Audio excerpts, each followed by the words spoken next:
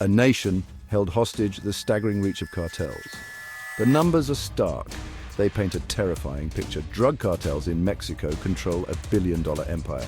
Their influence seeps into every corner of society. This is not just about drugs. It's about power. It's about control. The Mexican government fights back. They battle against an enemy that seems to regenerate. The cartels have infiltrated institutions. They corrupt officials. They operate with impunity. Their reach extends far beyond the drug trade itself. The people of Mexico are caught in the crossfire. They live in fear. They struggle to survive. The cartels cast a long shadow. It darkens the future of this nation. Two worlds, opulence and despair in Mexico. Mexico City shimmers with a dazzling array of lights, a testament to its modernity and progress. Modern skyscrapers pierce the sky, standing tall as symbols of economic growth and ambition. Luxury cars clog the streets of wealthy neighborhoods, a parade of affluence and success. High-end boutiques cater to the elite, offering the finest in fashion and lifestyle.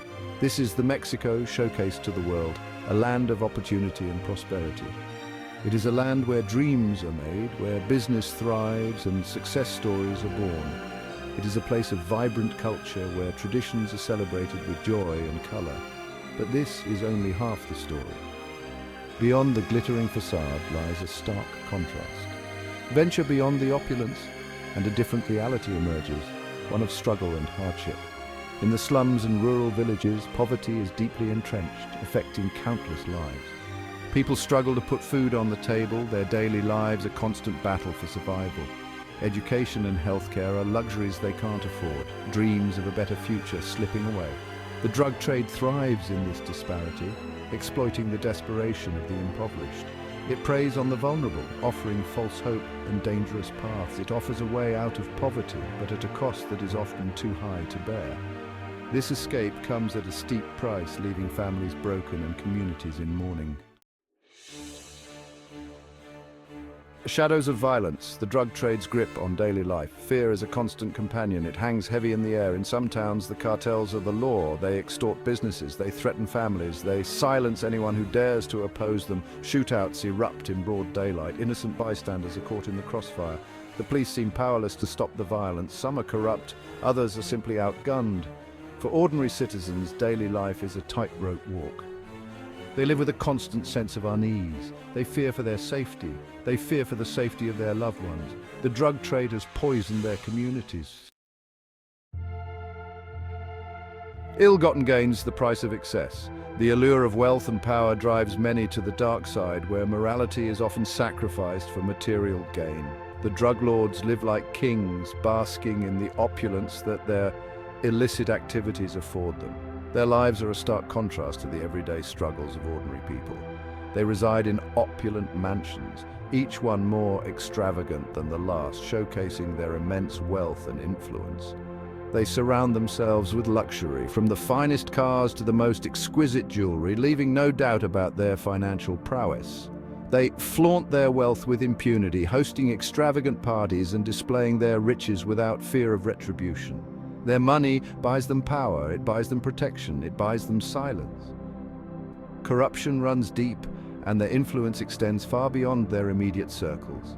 These displays of wealth are a slap in the face to ordinary Mexicans, who toil daily just to make ends meet. The disparity is glaring and painful. They are a constant reminder of the injustice that pervades their society. The cries for equality and fairness often fall on deaf ears. The drug lord's wealth is built on suffering. It is the result of countless lives ruined and families torn apart by addiction and violence. It is built on blood. The streets run red with the consequences of their actions, leaving a trail of devastation in their wake. It is built on the backs of the poor, who are often exploited and left with nothing while the drug lords amass fortunes. This wealth fuels the cartel's operations, allowing them to expand their reach and tighten their grip on the regions they control. It allows them to corrupt officials, ensuring that their activities go unchecked and unpunished. It allows them to buy weapons, furthering their capacity for violence and intimidation. It allows them to maintain their grip on power, ruling with an iron fist and perpetuating a cycle of fear and oppression.